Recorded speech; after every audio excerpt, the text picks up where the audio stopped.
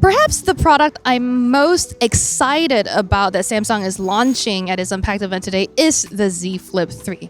Now, not only is the Z Flip 3 stronger than before, has a faster refresh rate, is water resistant where it wasn't before, but it also now starts at $999.99, which is just a cent under $1,000. That makes it a lot more compelling to someone like me who's been sort of trying to dip her toe into the foldable zone for a while now and just have been put off by the price. But what are you getting with the new Z Flip 3 for $1,000? I was able to take one out for a test drive here at Samsung's demo event following COVID protocols, of course, and I'm so far impressed. So like the Z Fold 3, this is now IPX8 water resistant, which means you can use it in the rain or if you drop it in the pool, if you're going to be that careless with it. It's also got the similar redesign in terms of the new display layers, the new screen protector to make it overall 80% more durable than the previous generation, according to Samsung. And of course, it's about as easy to close with one hand as it was before, which is to say, not super easy.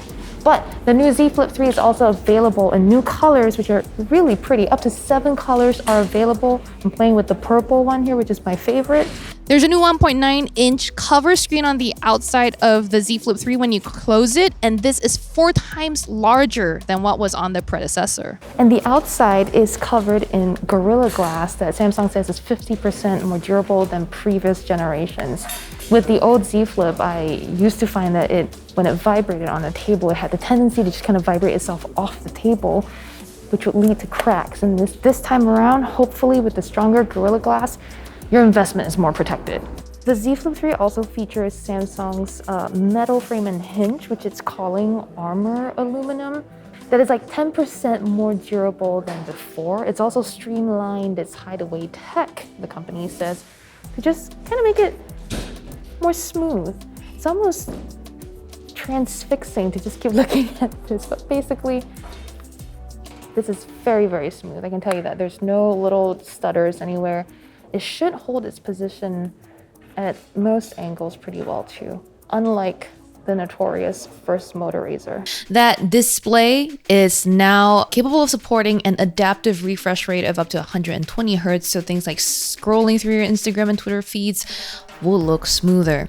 And though I did find the selfies we shot with the 10 megapixel front camera decent from our brief time with the hands-on unit, I also didn't get to really spend a lot of time with the pair of 12 megapixel sensors on the back. So that's something we'll need to test out in the real world, in addition to things like battery life and 5G and so much more. So this is really just a short preview of the Z Flip 3.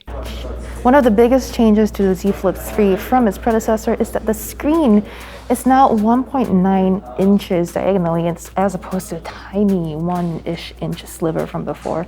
So what this means is that you can see a lot more of things like your notifications. You can have up to 6 widgets running on there with things like Samsung Pay or the weather and more. Of course, on this review, for some reason, we're only seeing a few.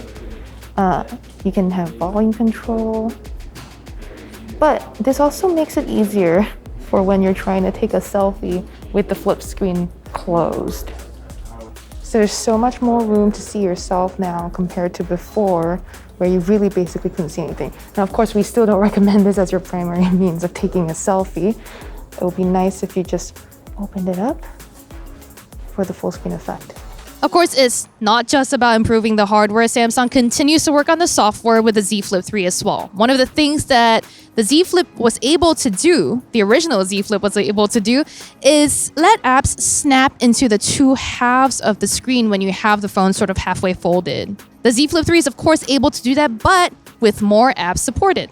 So Samsung also says it's worked with developers to optimize over 50% of users' favorite apps for the flex mode, just to make the experience a little more coherent across the device. So as before, flex mode on the Flip allows you to run some apps, but with the screen sort of split in half so that it's kind of more intuitively designed. You have more room for controls. You can basically treat the bottom half as a dashboard for things you need. Somehow Samsung was able to make all of these improvements while still dropping the price of the Z Flip down from $1,299 to $999. It's a significant price drop. It makes it within the realms of at least affordability for me right now. I'm intrigued, but of course, I'm not going to go and splurge before checking out full reviews of this product. So if I were you, I'd wait until we have a full review and have done our testing on the real world. So stay tuned for that and more coverage of smartphones, tablets, wearables, and laptops at Engadget.com. So please subscribe and thank you for watching.